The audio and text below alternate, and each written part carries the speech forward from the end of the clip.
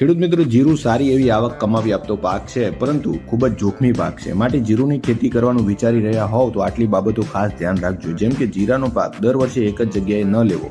પિયત પાક જેવા કે ઘઉં, રાયડા જોડે એનું વાવેતર ન કરવું. વાવેતર નવેમ્બર માસના પ્રથમ અઠવાડિયામાં કરવું. જીરાનું વાવેતર ઘાટું ન કરવું. ક્યારા નાના રાખવા, પિયત હલકું આપવું, પછાટે પાણી ભરાવા ન દેવું.